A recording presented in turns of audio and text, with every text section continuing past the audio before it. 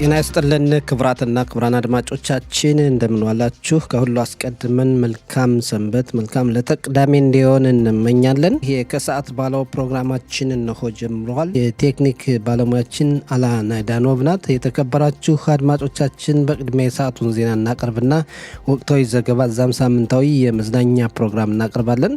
ቆይታችሁ እስከ ፕሮግራማችን መጨረሻ ከኛ ጋር እንዲሆን አስቀድመን እንጋብዛለን። አሁን የሰዓቱን ዜና በቅድሚያም አርዕስተ ዜና። በጋዛ ሰርጥ የሚካሄደው ጦርነት እንዲያበቃ የተለያዩ ጥረቶች እየተካሄዱ ነው ተባለ። እስራኤል የይሁዳና ሰማሪያ ቀበሌዎችን በሉዓላዊ ግዛቷ እንድታጠቃልል የሚጠይቁ አካላት አሁንም በአቋማቸው እንደጸኑ መሆኑ ተገለጸ።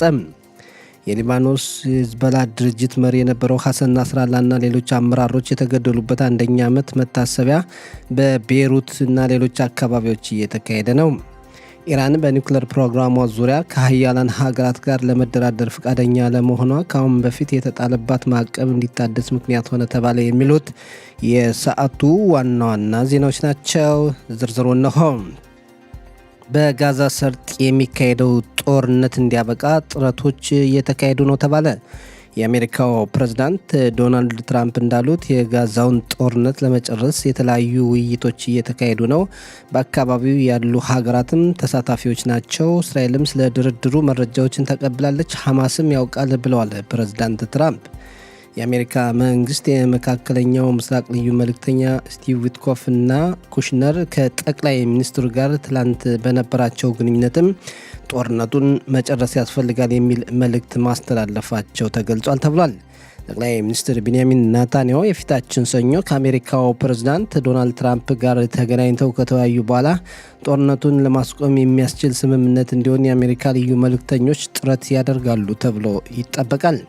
የአሜሪካው ፕሬዝዳንት ዶናልድ ትራምፕ የጋዛን ሰርጥ ጦርነት የማስቆም ጽኑ ዓላማ እንዳላቸው ፕሬዝዳንት ሆነው ከመመረጣቸው በፊትና ከተመረጡም በኋላ በተደጋጋሚ ጊዜ ቢናገሩም ያቀዱትን ሀሳብ በተግባር ለማዋል ግን አልቻሉም። የጋዛ ሰርጥ ጦርነት ውስብስብና እንደተባለው በአንድ ጊዜ የታለመውን ዓላማ እውን ማድረግ የማይቻል መሆኑን ለ2 ዓመታት ያክል የታየው ጦርነት አስተምሯል። እስራኤል በጋዛ ሰርጥ ያለውን ጦርነት የምታጠናቅቀው ታጋች ዜጎችን ስታስመልስ፣ ሐማስን ስትደመስስና ጋዛ ለእስራኤል ሰላምና ደህንነት ስጋት መሆኗ ሲቀር ብቻ ነው በሚለው አቋሟ እንደጸናች ሲሆን ዓላማዋን ለማሳካትም የጊዲዮን ሰረገሎች ቁጥር 2 የተሰኘ የጦር ዘመቻ እያከናወነች ትገኛለች። እንዴትና መቼ ታሳካዋለች የሚለውን ጊዜ የሚመልሰው ይሆናል። በድርድር ደግሞ ሐማስ የእስራኤል ጦር ጋዛን ሙሉ በሙሉ ለቆ እንዲወጣ በሚለው አቋሙ እንደጸና ነው። ታጋሽ ዜጎችን የሚለቀውም በእስራኤል ወህኒ ቤቶች የታሰሩ ፍልስጤማውያን የደህንነት እስረኞች ሲለቀቁ ብቻ ነው የሚል አቋም በመያዙ ሁኔታው ውስብስብና አስቸጋሪ እንደሆነ ቀጥሏል። ጦርነቱ አሊያም ድርድሩ ማን ቀድሞ የጋዛውን ጦርነት እንደሚያስቆመው በቀጣይ የሚታይ ይሆናል። እስራኤል የይሁዳና ሰማሪያ ቀበሌዎችን በሉዓላዊ ግዛቷ እንድታጠቃልል የሚጠይቁ አካላት አሁንም በአቋማቸው እንደጸኑ ነው። የዮርዳኖስ ሸለቆ ራስ ገዝ መስተዳድር ሊቀመንበር ዳቪድ አልሂያኒ የይሁዳና ሰማሪያ ቀበሌዎችን ወደ እስራኤል ሉዓላዊ ግዛት መጠቃለላቸው ተገቢነት ያለው ሂደት ነው። ምክንያቱም ለእስራኤል ደህንነት መጠበቅ የሚያግዝና ለማዕከላዊ ክፍለ ሀገር ነዋሪዎች ያለውን አደጋ የሚያስቀር ነው። ፍልስጤማውያን በአካባቢው ሚሳኤል ማምረት ጀምረዋል። በፍልስጤም ራስ ገዝ መስተዳድር ላለፉት 20 ዓመታት ምርጫ አልተካሄደም። ከይሁዳና ሰማሪያ ቀበሌዎች ከሚኖሩ የአረብ ማህበረሰብ መካከል 90 ከመቶ የሚሆኑት ጥቅምት 7 ቀን 2023 ዓ.ም የደረሰውን የሽብር ጥቃት ይደግፋሉ። እኛ ለዚህ ችግር እስካሁን መፍትሄ አላመጣንም። ትልቅ አደጋ ከፊታችን አሁንም ተጋርጧል። ስለዚህ የይሁዳና ሰማሪያ ቀበሌዎችን በእስራኤል ሉዓላዊ ግዛት ማጠቃለል የፍልስጤም ሀገር መመስረት የሚለውን ሀሳብ ውድቅ የሚያደርግና የእስራኤልን ደህንነት የሚያስከብር ነው ብለዋል የዮርዳኖስ ሸለቆ አካባቢ መስተዳደር ሊቀመንበር ዳቪድ አልሂያኒ። ይሁን እንጂ አሜሪካም ሆነች አንዳንድ የአውሮፓ ሀገራት እስራኤል የይሁዳና ሰማሪያ ቀበሌዎችን በሉዓላዊ ግዛቷ ማጠቃለሏን በጥብቅ ይቃወማሉ። የሊባኖሱ ሂዝቦላ ድርጅት መሪ የነበረው ሐሰን ናስራላና ሌሎች አመራሮች የተገደሉበት አንደኛ ዓመት መታሰቢያ በቤይሩትና ሌሎች አካባቢዎች ዛሬ እየተካሄደ ነው ተባለ። ከ3 አስርተ ዓመታት በላይ ጸረ እስራኤል እንቅስቃሴ ሲመራ የቆየው ሐሰን ናስራላ እና ግብረአበሮቹ በሊባኖስ ዋና ከተማ ዳህዬ ሰፈር በእስራኤል አየር ኃይል ጥቃት ከ1 ዓመት በፊት መገደሉ ይታወሳል። እስራኤል የሂዝቦላ ድርጅት አመራሮችን ከመደምሰሷ በፊት በድርጅቱ ታጣቂዎች ላይ በራዲዮ መገናኛ አውታራቸው አማካይነት ብዙ ጉዳት ማድረሷ ይታወቃል። የሐሰን ናስራላ መገደል የሂዝቦላን ድርጅት በተወሰነ መልኩም ማዳከሙ ይታወቃል። ምንም እንኳ በምትኩ ናኢም ካሰም ቢተካም ሂዝቦላ በፊት እንደነበረው አቋሙ አሁን የማይገኝ መሆኑ ይነገራል። የናስራላ የመታሰቢያ ዝግጅት ዛሬ የኢራን ብሔራዊ ደህንነት መማክርት ሊቀመንበርም ይገኛል ተብሎ ይጠበቃል። በእስራኤል ብሔራዊ የሳይበር ድርጅት ማዕከል የተለያዩ የተቀረጹ ዛቻ ያለባቸው መልእክቶች በአረበኛ ቋንቋ በስልኮች ጠዋት መተላለፋቸው ተገለጸ። የብሔራዊ ሳይበር ድርጅት መልእክቶቹን በተመለከተ እንደገለጸው ሂደቱ ማስፈራራት ብቻ ነው፣ ዋናው መፍትሄ ስልኩን ማቋረጥና ሌሎች ቁጥሮችን ተጫኑ የሚሉትን ከመጫን መቆጠብ ያስፈልጋል ብሏል። ይህ በእንዲህ እንዳለ ኢራን በእስራኤል ውስጥ የተለያዩ መረጃዎችን ለማግኘት ብዙ ጥረቶች እያደረገች መሆኑ ይታወቃል። ኢራን በኒውክሌር ፕሮግራሟ ዙሪያ ከሀያላን ሀገራት ጋር ለመደራደር ፈቃደኛ ለመሆኗ ከአሁን በፊት የተጣለባት ማዕቀብ እንዲታደስ ምክንያት ሆነ ተባለ። በኢራን ላይ ማዕቀቡ እንዲታደስ ለጸጥታው ጥበቃ ምክር ቤት ሀሳቡን ያቀረቡት ጀርመን፣ ብሪታንያና ፈረንሳይ ናቸው። የሶስቱን ሀገራት ሀሳብ በመቃወም ሩሲያና ቻይና ለጸጥታው ምክር ቤት ሀሳብ ቢያቀርቡም ተቀባይነትን አጥቷል። በኢራን ላይ ማዕቀቡ ዛሬ ሌሊት ይታደሳል ተብሎ ይጠበቃል። ማዕቀቡ ሊታደስባት የሆነችው ኢራን በብሪታንያ፣ ፈረንሳይና ጀርመን የሚያገለግሉ አምባሳደሮቿን ለምክክር ወደ ሀገሯ ጠርታለች። ኢራን የኒውክሌር እቅድ ማካሄድ ከጀመረች ጀምሮ ባለፉት በርካታ ዓመታት ከምዕራባውያን ሀገራት ጋር አለመግባባት ውስጥ የከተታት ከመሆኑ ባሻገር ከእስራኤል ጋር በይፋ ለ12 ቀናት የቆየ ጦርነት ውስጥም ከቷት ነበር። አሜሪካም ጣልቃ ገብታ የኢራንን የኒውክሌር ማብለያ ጣቢያዎች እንደ እስራኤል አጥቅታለች። ይሁን እንጂ ኢራን ያን ሁሉ የጦርነቱ ውድመት ረስታ እንደገና የኒውክሌር እቅዷን ለማስኬድና ጣቢያዎቿን መልሶ ለመገንባት መሞከሯ ከአውሮፓ ሀገራት ጋር እንደገና አለመግባባት ውስጥ ከቷታል። ማዕቀቡም እንዲታደስባት ከውሳኔ አስደርሷል። በመጨረሻም የአየር ንብረት ትንበያ በዛሬው ዕለት ሙቀቱ ጨምሯል፣ ነገ እሁድም ሙቀቱ ይጨምራል ተብሎ ይጠበቃል ብለዋል የአየር ንብረት ትንበያ ባለሙያዎች። የዛሬው የሙቀት መጠን በዲግሪ ሴንቲግሬድ በኢየሩሳሌምና አካባቢዋ 30፣ በቴልአቪቭና አካባቢዋ 29፣ በሃይፋና አካባቢዋ 28፣ በብኤርሸባና አካባቢዋ 33፣ በኤላትና አካባቢዋ 37 ዲግሪ ሴንቲግሬድ ነው። አድማጮቻችን ለሰዓቱ ያለን ዜና ይህን ይመስላል። ወደ ቀጣይ ዝግጅት ለመተላለፍ አንድ ሙዚቃ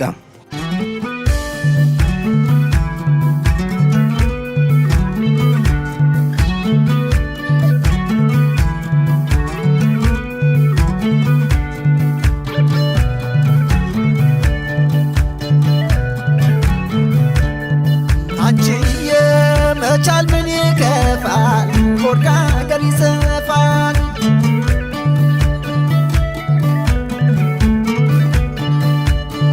ኧረ ነይ ሰላሜ ባንቺ ነው ህመሜ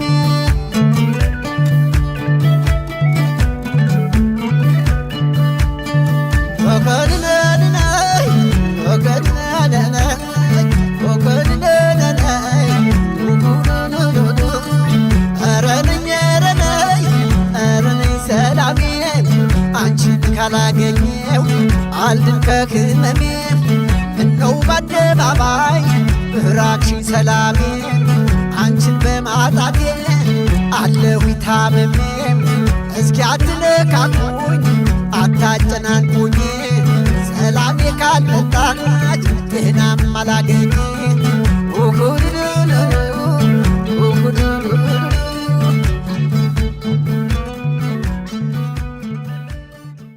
የተከበራችሁ አድማጮቻችን ስርጭታችን እንደቀጠለ ነው። አሁን ወቅታዊ ዘገባ የምናቀርብበት ሰዓት ነው። ወቅታዊ ዘገባውን እንዲመለከተው የጋበዝነውን ባልደረባችን ገብርኤል በየነ ነው። ገብርኤል ሻባት ሻሎም፣ እንደምን ዋልክ? ሻባት ሻሎም ሰጠኝ፣ እንደምን ዋልክ? ሰላም ነው? እኔ ሰላም ነኝ። እንግዲህ አሁን ከመጀመራችን በፊት ያው የሰማነው ሙዚቃ የካሳሁን ታየ ነው እና በዓለም ላይ ያለው ነገር ሰላም ጠፋ ነይልኝ ሰላም ይላልና መቼ ነው ሰላም የሚገኘው በዓለም ላይ ገብርኤል? ዓለም ሰላምንም አሁን ያለንበትን ያው ዓለም የነባራዊ ሁኔታ መገለጫ፣ ነባራዊ ሁኔታ ማስተናገጃ መፍጠሪያም ናት። ስለዚህ ሰላም ይሆናል ብለን ተስፋ እናደርጋለን።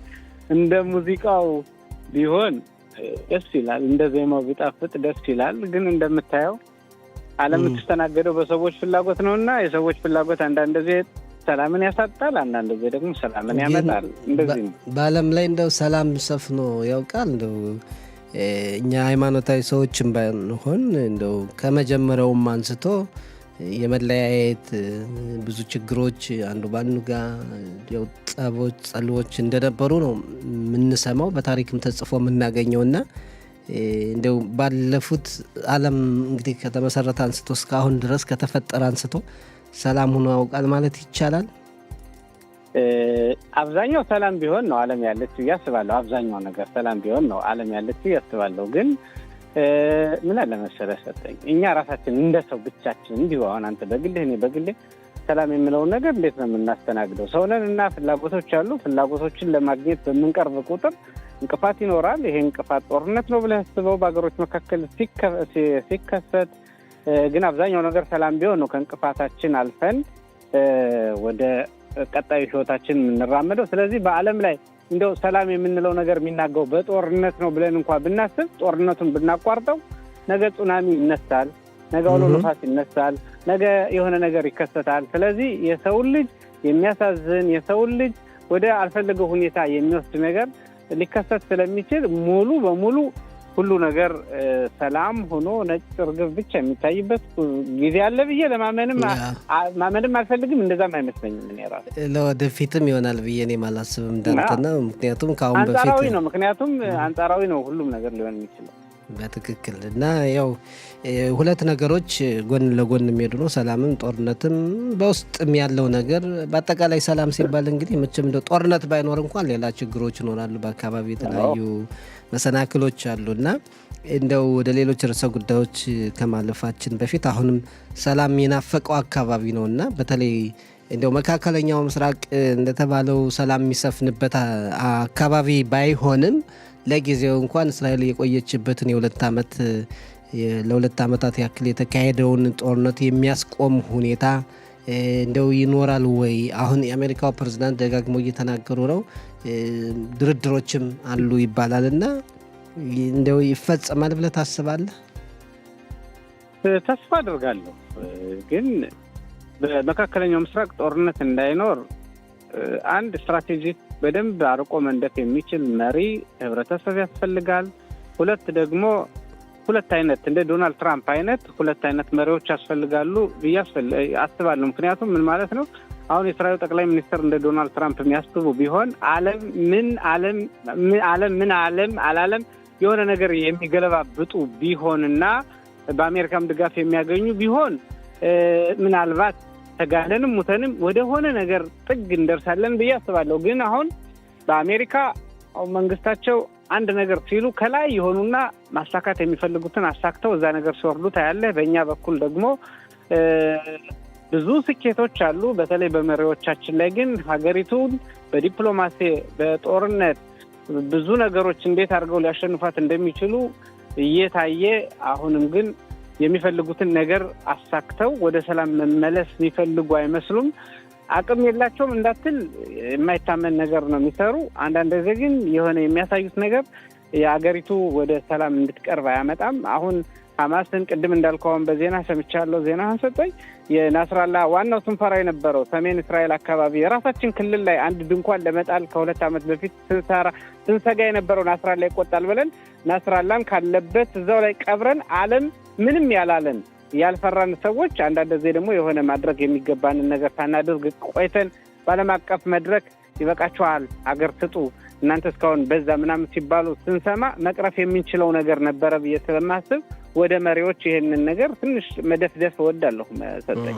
በትክክል በአንድ በኩል አቅም የለም እንዳትል አሁን እንደገለጽከው በጣም በተጨባጭ የሚታዩ በጣም ዓለምን ያስደመሙ ነገሮችን ተመልክተናል። በሌላ በኩል ደግሞ 2 ዓመታት የተንጓተተውን ጦርነት ለማጠናቀቅ እርምጃ እንደው አይነተኛም እርምጃ በአንድ ጊዜ ሲወሰድ አታይም። እዛም መስዋዕትነቱ የኢኮኖሚውም ጉዳይ እንደቀጠለ ነው እና ብዙ አጠያያቂ ነው። ለማንኛውም እንግዲህ በቀጣይ ምን ይሆናል የሚለውን መሪዎቹ ተናግረዋል ብለን ባናምንም ጊዜ እስኪመልሰው ድረስ እናያለን። በትዕግስት እንጠብቃለን። ተስፋ አድርገን ተስፋ ጥሩ ነው መቼም በአዲስ ዓመት ጥሩ ነገር ሊመጣ ይችላል ብለን ተስፋ እናደርጋለን እና አሁን ከዚህ ያው ተያያዥነት ወዳለውም ወደ አሜሪካ ኒውዮርክ እንሄዳለን እና የተባበሩት መንግስታት ድርጅት ዓመታዊ ጉባኤ እየተካሄደ ነው። በዚህም የእስራኤሉ ጠቅላይ ሚኒስትር ቢንያሚን ኔታንያሁ ትላንት ንግግር አድርገዋል እና ገና ንግግራቸውንም ሲጀምሩ የተለያዩ አረብ ሀገራት ወይም ደግሞ እሳቸው የሚቃወሙ የአፍሪካ ሀገራት ሳይቀሩ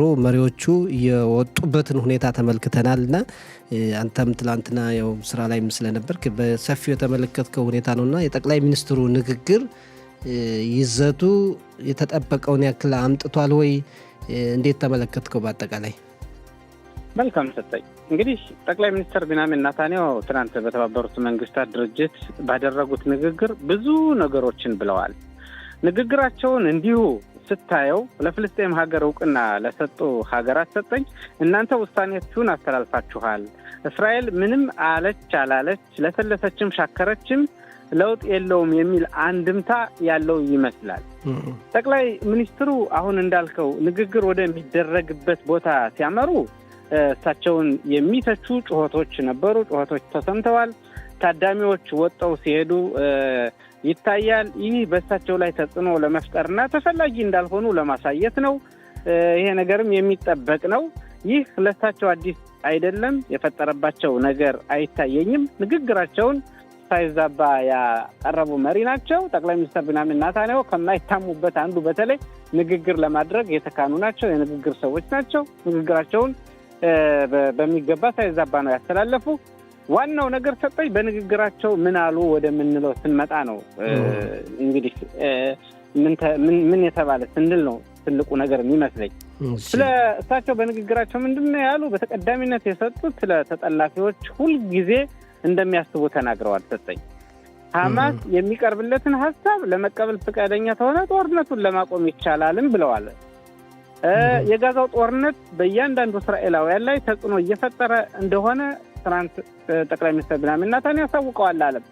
ጥቅምት 7 2023 ሐማስ በእስራኤል ላይ ያደረሰውን አሰቃቂ ጥቃት፣ ጭፍጨፋ እያዩ ለፍልስጤም ሀገር እውቅና የሰጡ ሀገራትን አወግዘዋል። ሰጠኝ 2 ሀገር ለ2 ህዝቦች የሚለውን መፍትሄ እንኳን እስራኤል አሉ ጠቅላይ ሚኒስትር እንኳን እስራኤል ፍልስጤማውያን ራሳቸው እንደማያምኑበት ነው አስረግጠው የተናገሩት። ምክንያቱም 2 ሀገር ለ2 ህዝቦች የሚለውን ይሄን ራዕዩን ወይም ሀሳብ ፍልስጤማውያን አይፈልጉትም ሲሉ ምን ማለታቸው ነው? ፍልስጤማውያንና ሐማስ የሚፈልጉት እስራኤልን ከምድረገጽ ፈጥፍቆ አጥፍቶ እነችን መሬት ለራሳቸው ማድረግ እንጂ ከእስራኤል ጎን ሰላም ያላት ሀገር መፍጠር ስለማይፈልጉ ይሄን ሀሳብ እናንተ ብትወስኑም ብታስተላልፉም እንኳን እስራኤል ልትቀበለው ራሳቸው ፍልስጤማውያን አይቀበሉትም ነው ማለት ነው የእሳቸው መልእክት ማለት ነው። ከጥቅምት 7 2023 ወዲህ በተደረጉ ጦርነቶች የተደረጉ ድሎችን ተናግረዋል። እስራኤል የሁቲ አማጽያኖችን ሁቲን ደብድባለች ብለዋል። ሐማስን አንኮታኩታለች ብለዋል። ሂዝባላን አጋይታለች። ዛሬ ሂዝባላ መጋየቱ ምልክት ምንም ጨርሶ ባይጠፋ ዋናው ናስራላ ተመቶ ዛሬ 1 ዓመቱ ይከበራል። ኢራንን መታለች እስራኤል ብለዋል። አሳድ ተገርሰዋል ብለዋል። ለዚህ ሁሉ ተጠያቂዋ ኢራንን አድርገው በዓለም አቀፉ መድረክ ትናንት ጠቅላይ ሚኒስትር ቢንያሚን ኔታንያሁ ቁልጭ አድርገው ለመናገር ለማሳየት የሞከሩ ይመስለኛል። ይሄ ሁሉ ነው ማለት አይደለም ከተነጋገሩ፣ ግን እኔ ከወሰድኳቸው ማለት ነው ዋና ዋናዎችን። ግን አሁን ጠቅላይ ሚኒስትሩ ቅድም እንዳልከው የመናገር ንግግር የማቅረብ ብቃታቸው የእንግሊዘኛቸውም ሁሉ ለዓለም ግልጽ የሆነበት ሁኔታ ነው ያለ። አሁን ትልቁ ጥያቄ ህዝቡ የእስራኤል ህዝብ የሚፈልገውን ይመልሳል ወይ ነው ንግግራቸው። ለዓለምስ የሚጠበቀውን ያክል ምላሽ ይሰጣል ወይ? አሁን ለምሳሌ የጦርነቱ መራዘም በእስራኤል ላይ የዲፕሎማሲ የተለያዩ ተጽዕኖዎችን እያሳደረ ነው እና እንግዲህ የአንድ ሀገር መሪ በሌላ ሀገር ወደ ሌላ ሀገር እንዳይመጣ በዚህ ሀገር እንዳይበር እየተባለ የሚከለከልበትም ሁኔታ ትልቅ ችግር ነው። እንደዋዛ የሚታይ አይደለም እና ይሄን ይመልሳል ወይ? የዓለም ሕዝብ ናታንያሁን ንግግር ታሳቢ አድርጎ ሊለውጥ ይችላል ወይ አስተሳሰቡን? የዓለም ትናንትና ጠቅላይ ሚኒስትር ቤንያሚን ኔታንያሁ ለዓለም መሪዎች ወይም ለዓለም ሕዝብ ያሉት ነገር እንደውም እሳቸው ያሉት እናንተ ወስናችኋል፣ እኛ የእናንተን ውሳኔ አንቀበልም ብቻ ሳይሆን እናንተ ፈሪዎች ናችሁ፣ እኛ እየተዋጋን ነው፣ እናንተ ያደረጋችሁ ጦርነት የታል አይነት ነገር ነው።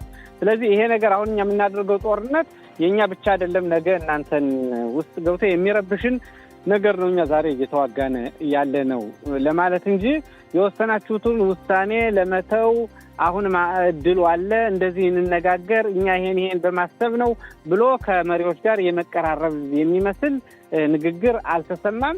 እስራኤላውያንም በአብዛኛው ሚዲያዎችን ስዳስስ ትናንትና ጠቅላይ ሚኒስትሩ ያደረጉትን ንግግራቸው ጥሩ እንደሆነ ቢነገርም ግን ዓላማቸውን ለማሳካት የተናገሩበት መንገድ ያን ያክል የዓለምን የመሪዎች እይታ የሚቀይር ነው ብሎ ብዙዎች አያምኑም። የተናገሩት ነገር አዎ ልክ ነው፣ ድል አለ፣ እንትን አለ፣ ጦርነቱን የምናደርገው በደረሰብን የሐማስ እልቂት የተነሳ ቢሆንም ግን እስራኤል አሁን እየደረሰባት ያለውን የዲፕሎማሲ ወቀሳ ለማስቀረት ወይም ደግሞ ትንሽ በተወሰነ መልኩ ለማቀዝቀዝ የትራንሱ ንግግር ይሆናል ብለው ብዙዎች አያምኑም። ሰጠኝ ሌላው እንግዲህ የተጠለፉ ዜጎችን አንረሳም ብለዋል በንግግራቸው ሁሌም ይላሉ። ግን እንዴት ነው የሚመለሱት ነው? የጊዲዮን ሰረገሎች ቁጥር 2 የተሰኘው ዘመቻም እየተካሄደ ሁለተኛ ሳምንቱን የያዘበት ሁኔታ አለና እስካሁንስ የተጠለፉ ዜጎችን ለማስለቀቅ ፍንጭ ያሳየበት ሁኔታ አለ ወይ? እሱ በጣም አስቸጋሪ ነው። የተጠለፉትን አሜሪካ እያሰበችው ያለውን ነገር እናውራ። ሰጠኝ የተጠለፉትን ሰዎች በሚመለከት ማለት ነው። የተጠለፉትን ሰዎች በሚመለከት ጠቅላይ ሚኒስትር ቤንያሚን ኔታንያሁ የሚመሩት ይሄ ካቢኔያቸው ምንድን ነው እያደረገ ያለው እንቅስቃሴ በተለይ ባጭሩ ንገር። ጦርነት አድርጎ ከተሳካ የተጠለፉ ሰዎች ይመለሳሉ ወይም ይቅርታ አድርግልኝ እንጂ በጦርነት ከተጎዱም ያው ጦርነት ነው ብሎ ይታለፋል እንደማለት ነው እንጂ ድርድሩ ራሱ አሁን ከሚተቹት አሁን በቅርቡ የሻባክ እንትን ይሆናሉ ተብለው እንትን ያሉት ራሱ የተሾሙት ማለት ነው ዳቪድ ዚኒ ራሱ በካቢኔዎቻቸው የሚታሙት ምንድን ነው? እሳቸው ራሱ በድርድሩ የማያምኑ ናቸው። ገብቷል? እንኳን ጠቅላይ ሚኒስትሩ በድርድሩ አያምኑ፣ ግን በድርድር ተደርጎ ይመጣሉ ብለው የሚያምኑ እነማን ናቸው? አሜሪካውያን ናቸው። እና አሜሪካውያንስ ድርድር ለማድረግ የቱ ጋር ናቸው ብለህ ከጠየቅከኝ ጥያቄው ከሆነ የተጠለፉትን ሰዎች በተመለከተ ሰጠኝ በ48 ሰዓታት ውስጥ እንዲለቀቁ የሚል 21 ነጥቦችን የያዘ ሰነድ በአሜሪካ በኩል ተዘጋጅቷል። ይሄም እንግዲህ እየተወራለት ነው ያለ። በዚህ ሰነድ የተሰፈሩ ነጥቦች መካከል ተሞላ ጎደል አንዳንዶችን አልፌ ልንገርህ። በ48 ሰዓታት ውስጥ ሁሉም ተጠላፊዎች እንዲለቀቁ ይላሉ ሰነዱ። እስራኤል በኳታር ዳግም ጥቃት ላታደርስ የሚል ነገር አለበት ይላሉ። ሐማስ በጋዛ ሰርጥ የመምራት እድል ፈጽሞ እንዳይኖረው ያደርጋል ይላሉ። ለፍልስጤም ሀገር እውቅና የለውም ይላሉ። ይሄ ሰነድ የእስራኤል መከላከያ ሰራዊት ከጋዛ ሰርጥ ደረጃ በደረጃ ይወጣል የሚሉ ናቸው ተሞላ ጎደል። እነዚህ ነጥቦች ለሐማስ ይቅረቡ አይቅረቡ እኔ በግሌ እስካሁን መረጃው የለኝም። ሐማስ እነዚህ ነጥቦች ሲቀርቡለት አልቀረቡለት ከሆነ እስካሁን ሲቀርቡለት ይስማማባቸዋል አይስማማባቸውም፣ ይሄ ደግሞ ሌላ ነገር ነው። ሰጠኝ ለራስ ምታት ነው። ሐማስ እንግዲህ በአብዛኛው እስካሁን በድርድሩ ያለወጣቸው ነገሮች አንዱ የእስራኤል መከላከያ ሰራዊት የጋዛ ሰርጥ አካባቢን ሙሉ በሙሉ ለቆ ይውጣ ነው። የመተላለፊያዎችን አካባቢ ወሳኝ የሆኑ ቦታዎችን እንደገና ደግሞ የተአገቱ ዜጎችን ለመልቀቅ እስረኛ ፍልስጤማን ይፈቱ ነው እንዳሉ እንደውም ሙሉዎቹ እዚህ የታሰሩት እና ይሄ ምን ያክል አስታራቂ ይሆናል የሚለው በቀጣይ የሚታየው ነው እና የአሜሪካ ሀሳብ ጥሩ ይመስላል። ምንድነው ቢሆን ሁላችንም የምንመርጠው ነው። ግን ከአሁን በፊት አሜሪካ ያቀረበቻቸው ሀሳቦች እንደው ዶናልድ ትራምፕ ከመጡ አንስቶ ምንም ብዙም ተፈጻሚ ሲሆኑ አላየንም። ለእኔ ሐማስ ምናልባት የአረብ ሀገራት ይሄ እነዚህ ለዶናልድ ትራምፕ የሚሰሙ ሀገራት ቢቀበሉትም እንደው ምናልባት እነዚህ ሰዎች ወስደው ሐማስን ጀንጅነው እሺ ያስብላሉ ካልሆነ በስተቀር ሐማስ አዛን አጦ ከመሳሪያውን አጦ በአጠቃላይ ሐማስ የሚባለው ነገር ሪዮት ዓለም የሚለውን ነገር አጦ ይስማማል ለማለት ይከብደኛል። ግን ጊዜ የሚያመጣልን መፍትሄ እንጠብቃለን። ሰጠኝ አዎ ጊዜ ፈራጅ ነው። ያኔ እንመለከተዋለን። ከዚህ አሁን የዓለም መንግስታት ለፍልስጤም ሀገር እውቅና መስጠታቸው እንደው ቅድም ጠቅላይ ሚኒስትሩ ያሉት ፍልስጤማን ራሳቸው ያምኑበትም አንዳንድ ጊዜ አገር እውቅና ሰጠናቸዋል ሲሉ እስከ የት ነው ዋና ከተማቸው፣ እንዴት ነው የሚንቀሳቀሱ? እንግዲህ አንድ ሀገር ራሱን የቻለ ሉዓላዊ ነው ሲባል የራሱ መከላከያ ሰራዊት፣ የራሱ አየር መንገድ፣ የራሱ ሁሉ ነገር መኖር አለበት እና አንዳንድ ጊዜ አሁን ከቅርብ ዓመታት ወዲህ እየሰማ ነው። በዚህ በህዋ ውስጥ የተለያዩ የጉብኝት ቦታዎችን እንመሰርታለን የሚሉ አካላት አሉ። እዛ ሂደ ምን አይነት የጉብኝት ቦታ እንደሚመሰረት ባናቆም የዛ አይነት ይመስለኛል። ምክንያቱም አንድ እንደው መሬት ላይ ወርዶ ተጨባጭ የማይሆን ነገር እውቅና ሰጠናቸዋል ሲባል የት ላይ ነው ዋና ከተማቸውን መስርተው የተለያዩ ነገሮችን አደራጅተው ሊኖሩ የሚችሉት ፍልስጤማውያን እና ከዚህ አንጻር እስራኤል እንዲያውም ሉዓላዊ ግዛቶችን ለማጠቃለል አንዳንድ ቦታዎችን ወደ ሉዓላዊ ግዛቶቿ ለማጠቃለል ሀሳብ እንዳላት ነውና አውሮፓም የተለያዩ ሀገራትም እውቅና የሰጡት በአየር ላይ ምላሹ የይሁዳና ሰማሪያ ቀበሌዎችን ማጠቃለል ሊሆን ይችላል ወይ? ይሄ ነገር ከየት ጋር እያያዛል መሰለህ ሰጠኝ። አሁን ጠቅላይ ሚኒስትር ቢንያሚን ኔታንያሁ በሚቀጥለው ሰኞ ከዶናልድ ትራምፕ ጋር ቀጠሮ አላቸው ተብሏል ሰጠኝ። እንግዲህ ጠቅላይ ሚኒስትር ቢንያሚን ኔታንያሁ የፊታችን ሰኞ ከፕሬዚዳንት ዶናልድ ትራምፕ ጋር ለመገናኘት ቀጠሮ እንዳላቸው ሲታወቅ የሚተነተኑ ነገሮች አሉ። በዛ ውስጥ ነው የእስራኤል ሚዲያዎች ፕሬዚዳንት ዶናልድ ትራምፕ ለጠቅላይ ሚኒስትር ቢንያሚን ኔታንያሁ እንግዲህ በጋዛ የሚደረገውን ጦርነት ማቆም አለብህ ይሏቸዋል ብለው ይገምታሉ ሰጠኝ። ሁለቱ መሪዎች የሚያደርጉትን እንቅስቃሴ ተሞላ ጎደል እናውቃለን፣ እንገምታለን የሚሉ ሁሉ የሚሉት ነው። ይሄ ፕሬዚዳንቱ በግልጽ በጋዛ ያለው ጦርነት መቼ መቋጨት እንዳለበት የጊዜ ሰሌዳ ግልጽ በሆነ መልኩ ይሰጧቸዋል ለጠቅላይ ሚኒስትር ብለው ነው እየተነገረ ያለው። ከዚህ በተጨማሪ አሁን ወደ ተጠየቀው ጥያቄ ሰጥ ከዚህ በተጨማሪ ዶናልድ ትራምፕ በይሁዳና ሰማሪያ ቀበሌ የሚገኙ ሰፈሮችን እስራኤል ግዛቷ ለማድረግ እንዳትሞክር ማለት ነው አስታውቀዋል። ይሄንም ለቢንያሚን ኔታንያሁ አስረግጠው ይነግሯቸዋል ብለው ነው እየተናገሩ ያሉ። ለእስራኤል በይሁዳና ሰማሪያ ቀበሌ የሚገኙ ሰፈሮችን ግዛቷ ማድረግ ለፍልስጤም ሀገር እውቅና ለሰጡ ሀገራት በአሁኑ ሰዓት ይሄን ብታደርግ ተገቢ መልስ መስሎ ይታያል ሰጠኝ። ግን የአብርሃም ስምምነት የሚለውን አደጋ ላይ ሊጥል ስለሚችል ጠቅላይ ሚኒስትር ቢንያሚን ኔታንያሁ በአሁኑ ሰዓት በይሁዳና ሰማሪያ ቀበሌ የሚገኙ ሰፈሮችን ግዛት ለማድረግ አይሮጡም ነው እየተባሉ ያሉት የሚባል ነገር አለ። ይሄን ለማድረግ አይሮጡም ነው የሚባል ነገር ያለ። የገንዘብ ሚኒስትር ደግሞ እንደ ቤንግቪርና ስሞትሪች አይነቶቹ እንኳንስ ቀበሌዎቹ የጋዛ ከተማም የጋዛ አካባቢም ቢጠቃለል ደስታቸው ነው። አሁን እንግዲህ ጠቅላይ ሚኒስትር ቢንያሚን ኔታንያሁ የዶናልድ ትራምፕን ተጽዕኖ ወይም ደግሞ አብረን መስራት ይቻላል በማለት የዶናልድ ትራምፕን አቋም ከተቀበሉና በይሁዳና ሰማሪያ ቀበሌ የሚገኙ ሰፈሮችን ወደ ግዛት ለማድረግ አሁን ጊዜው አይደለም ብለው ዝም ካሉ ወይም አናደርግም ካሉ የገንዘብ ሚኒስተር በጻልኤል ስሞትሪችና ኢታማር ቤንግቪር ይሄን ጉዳይ እንዴት አድርገው ይውጡታል? እንዴት አድርገው ያልፉታል? በመንግስቱ በጥምር መንግስቱ የሚኖረው ነገር ምን ይሆናል ነው። ብዙዎች ትናንት ቢንያሚን ኔታንያሁ በተባበሩት መንግስታት ባደረጉት ንግግር ለፍልስጤም ሀገር እውቅና ለሰጡ ሀገራት በቂና አጥጋቢ መልስ ተሰጥቷል ብለው አያምኑ ሰጠኝ። ቅድም ለጠየቀኝ ጥያቄ ማለት ነው። ምናልባት ቢንያሚን ኔታንያሁ ከትራምፕ ጋር በሚኖራቸው ቆይታ በዚህ 2 ቀን እንግዲህ የሆነ መልስ ሊሆን የሚችል ነገር ሊያሰሙ ይችላል ተብሎ ይገመታል እንጂ ሰሞኑን ባደረጉት ነገር እስካሁን አጥጋቢ ነው የሚል ነገር አልታየም ሰጠኝ።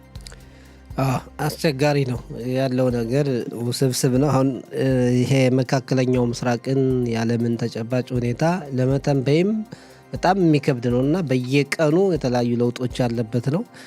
እንዴት ምላሽ አንድ ነገር ልጨምር ሰጠኝ ጊዜ ካለን ጊዜ አለ። እኔ አሁን ለምሳሌ ሰሞኑን ሁሉ ዓለም እንዳየው የተለያዩ ሀገራት መሪዎች ለፍልስጤም ሀገር እውቅና ሰጥተዋል ሰጠኝ። እነዚህ ሀገር እውቅና የሰጡት ለማን ነው ስትል መጀመሪያ አንድ ነገር እኔ ላስገንዝብ። ምንድነው እሱ? ሐማስ በኢራን እየታገዘ እየተገነባ አሸባሪ ድርጅት ሳይሆን መከላከያ ሰራዊት ጠንካራ መከላከያ ሰራዊት ሆኗል። የውጊያ አውሮፕላንና ታንክ አለመኖሩን ብቻ ማየት የለብንም። ጠንካራ የውጊያ አውሮፕላኖች እንዳይደርሱበት ማድረግ የሚችል፣ ታንኮች እንዳይመቱበት ማድረግ የሚችል፣ ወደ መሬት ጉድጓድ ምሶ እነዚህን ነገር መቋቋም የሚችል ጠንካራ መከላከያ ሰራዊት ሆኗል ብለን እንመን። መጀመሪያ እንስብሰጠኝ። ስለዚህ ሰሞኑን የተለያዩ ሀገራት መሪዎች ለፍልስጤም ሀገር እውቅና ሲሰጡ ወይ እስራኤላዊን አይገባቸውም ነው ወይስ የራሳችን ችግር ወይም ካለ ምን አገባን ያሉት የሚመስለኝ እኔ። እነዚህ ሰዎች እውቅና ሲሰጡ ምን ማለት ነው? ጀኒን፣ ቱልካረም፣ ሺኸም ወደ ታች ስንወርድ ሰጠኝ፣ ሄብሮን፣ ቤተልሔም ወደ መሃል ስንገባ ደግሞ ራማላ የበርካታ አሸባሪዎችን መውጫ ሚዝራህ ኢየሩሳሌምን ሹአፋት የሚባለውን ሰፈር ሰጠኝ። ጠንቅቀው የሚያውቁ አይመስለኝም። ለምን ብትለኝ ሰጠኝ ጀኒንን እንውሰድ እስቲ። ማን ነው የሚቆጣጠረው እዛ አካባቢ? ሁል ቀን የሚነገረን የእስላም ጂሃድ ነው። ቱልካረምን ውሰድ፣ ማን ነው ሰጠኝ? ማን የሚቆጣጠረው ያን አካባቢ? ሐማስ ነው። ሄብሮንን እንውሰድ፣ ማን የሚቆጣጠረው? ሐማስ ነው። ስለዚህ የዓለም መሪዎችና ኢማኑኤል ማክሮን በፕሬዚዳንት ኢማኑኤል ማክሮን የሚገፉ ሰዎች ምን እያሉ ነን ያሉት? በዓለም አቀፍ መድረክ አጨብጭባችሁ ተቀበሉና በኢራን የተገነባውን ሐማስን ጉያችሁ ውስጥ አስገቡ፣ ተቃጠሉ ነው። ሌላ እያሉ አይመስለኝም። በጣም አሁን የፍልስጤም ራስ ገዛ አስተዳደር በሄብሮን አካባቢ በምናምን ቢኖርም ኃይል የለውም።